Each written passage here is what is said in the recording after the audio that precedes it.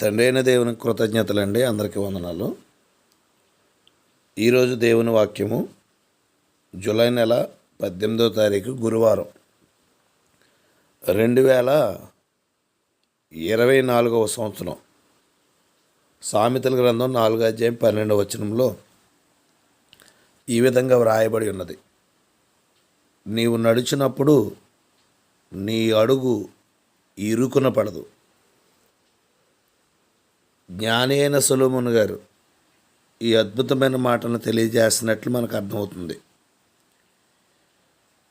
ఈ మాట యొక్క ఉద్దేశాన్ని మనం ఆలోచన చేస్తే, మనుషుడు జ్ఞాన మార్గమున నడిచినప్పుడు, జ్ఞానము కలిగి ప్రవర్తించినప్పుడు అతని జీవితంలో అడుగు ఇరుకున పడదు అనే విషయాన్ని మనం తెలుసుకుంటూ ఉన్నాం.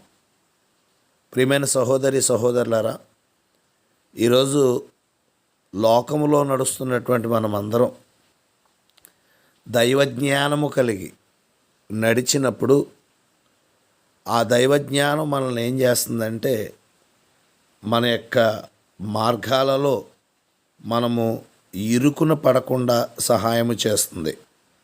కనుక దైవజ్ఞానం కలిగిన వారు నడిచినప్పుడు వారి యొక్క అడుగు ఇరుకున పడదు అనేటువంటి విషయాన్ని మనం తెలుసుకుంటూ ఉన్నాం.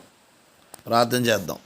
ప్రేమగల తండ్రి, మీరు ఇచ్చిన మరొక ఉదయమును బట్టి కృతజ్ఞతలు. అందరినీ దీవించి స్వదేశీ విదేశీలను జ్ఞాపకం చేసుకోమని యేసుక్రీస్తు వారి పరిశుద్ధ నామమున అడుగుచున్నాం మా ప్రియ పరలోకపు తండ్రి, ఆమెన్. క్రీస్తు సంఘము 10వ వారి వీధి, రామచంద్రపురం.